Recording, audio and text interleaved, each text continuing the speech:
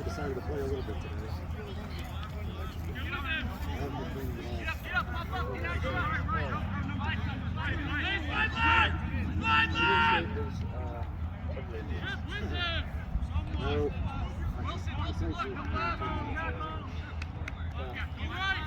I could have kept him.